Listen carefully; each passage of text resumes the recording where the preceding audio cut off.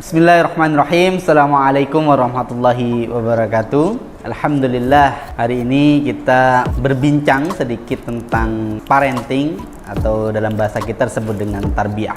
Fenomena di masyarakat kita itu ada beberapa orang yang terlalu berfokus terhadap persiapan yang sebenarnya persiapan itu dihabiskan hanya untuk keperluan hitungan jam, bahkan mungkin tidak genap 1 hari, yaitu prosesi pernikahan di acara walimahnya. Sehingga kemudian banyak orang yang menyiapkan itu, menguras pikirannya, tenaganya, bahkan hartanya hanya untuk kemudian memenuhi acara resepsi itu. Sebenarnya ada satu yang terlupakan, yaitu bagaimana kita menyiapkan tentang mendidik anak. Banyak orang yang kemudian menganggap ya itu sejalannya nantilah, dipikir sambil jalan. Sebenarnya bahwa parenting ini tidak bisa kita kesampingkan, tidak bisa kita sepelekan. Bahwa anak-anak itu adalah amanah dari Allah Subhanahu wa Ta'ala, sehingga menuntut kita untuk kemudian memberikan upaya usaha semaksimal mungkin.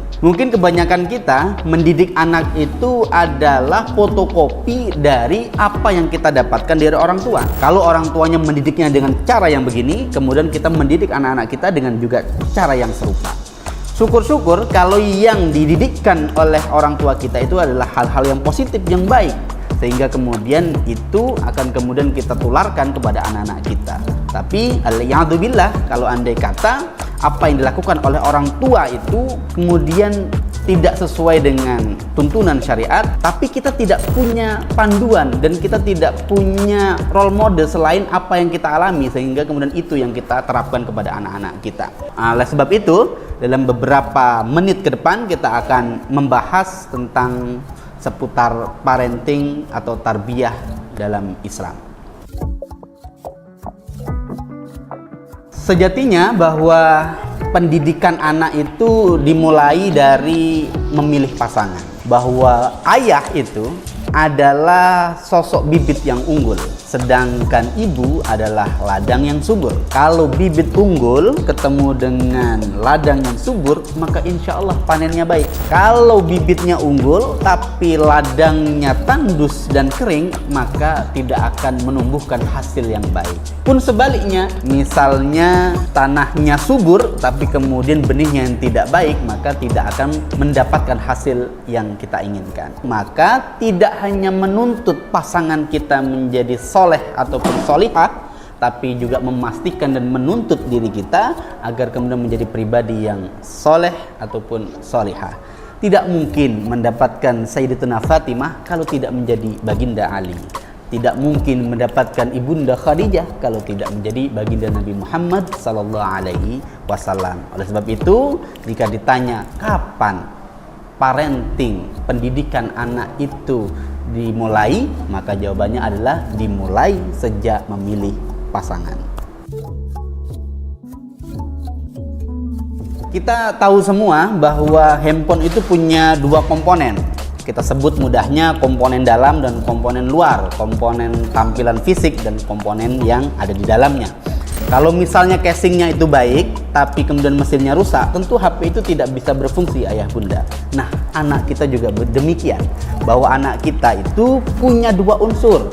Unsur luar, fisikal, dan juga unsur ruhiyah. Yang perlu kemudian kita kuatkan adalah sisi ruhiyah daripada anak-anak itu. Baginda Ibrahim alaihissalam itu bertanya kepada anak-anaknya, "Madza ta'buduna min ba'di?" Apa yang kalian sembah sepeninggal ayah nanti? Alih-alih beliau bertanya, "Madza ta'kuluna min ba'di?" Wahai anak-anakku, sepeninggal ayah nanti apa yang akan kalian makan?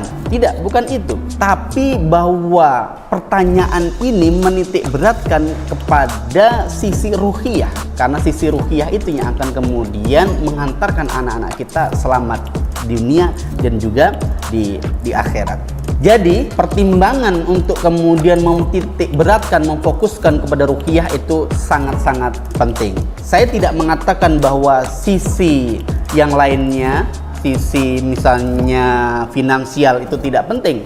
Tidak, sama-sama penting. Karena meninggalkan anak keturunan dalam keadaan lemah secara finansial itu bahaya, tapi meninggalkan anak-anak lemah secara spiritual itu mengundang murka. Jangan senang kalau anaknya sudah pinter, tapi juga harus menuntut anaknya supaya benar. Kenapa demikian?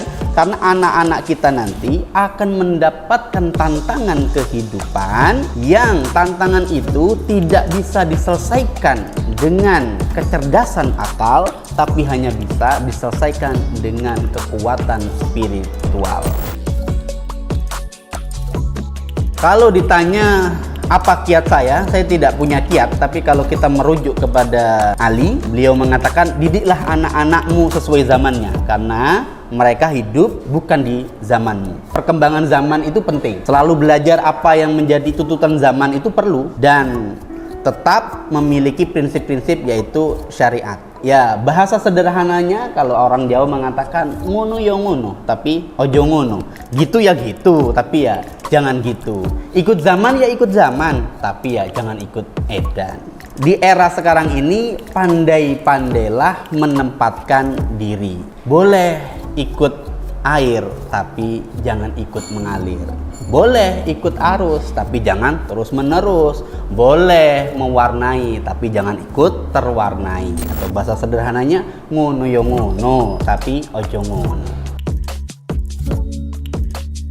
Kalau kita menelisik ke kitab-kitab, bahwa sebenarnya tujuan tarbiyah itu ada dua ya bunda, yaitu yang pertama menjadikan pribadi yang taat, kemudian yang kedua adalah menjadikan khalifatu fil ardh. Dua tujuan ini harus kita garis bawahi, kemudian supaya kita punya maps kemana arah kita dalam mendidik anak-anak kita itu. Tugas kita sebagai orang tua adalah mengantarkan anak-anak kita ke gerbang kehidupan. Apa gerbang kehidupan itu? Adalah sebuah kedewasaan. Dewasa itu bukan tentang akumulasi angka yang kemudian terkonversi menjadi umur kita. Bukan itu. Dewasa itu adalah kemampuan berpikir secara matang dan kemudian kebijaksanaan dalam mengambil keputusan. Tugas kita adalah mengantarkan anak-anak kita untuk menjadi dewasa, siap menghadapi kehidupannya sendiri, sehingga kemudian sepeninggal kita nanti bahwa bagaimanapun zaman ini akan berubah, maka tetap kita sudah mensibgoh beliau, mensibgoh anak-anak kita dengan sebaik-baik sibgoh, yaitu sibgoh dari Allah Subhanahu wa Ta'ala. Agar tarbiyah atau parenting anak kita itu selaras dengan zaman, ya penuhi dua hal tadi. Jadikan anak-anak kita dewasa, kemudian menjadi pribadi-pribadi dan hamba-hamba yang taat. Didik mereka untuk kemudian siap memimpin, minimal memimpin diri dan keluarga. Karena sebagaimana doa kita mengatakan, doa kita waja'alna lil muttaqina imama, maka ya Allah jadikan kami ini pemimpin di antara orang-orang yang bertakwa. Kita sudah doa, maka tanggung jawab, karena pemimpin itu tidak bisa hanya kemudian tercipta begitu saja. Ingat, pemimpin itu bukan dilahirkan, tapi diikhtiarkan. Kalau mau jadi Muhammad Al-Fatih, nggak cuma tiktokan, tapi juga harus belajar Al-Quran. Di mana belajar Al-Qurannya? Di Baitul Quran. Nah, sekarang lagi buka gelombang kedua. Silakan ayah bunda daftarkan di Baitul Quran. Kita bersama-sama belajar Al-Quran. Semoga Allah kemudian mengangkat derajat kita, derajat anak-anak kita, derajat para leluhur-leluhur kita dengan karena kita berkhidmah kepada Al-Quran. Sekian, Assalamualaikum warahmatullahi wabarakatuh.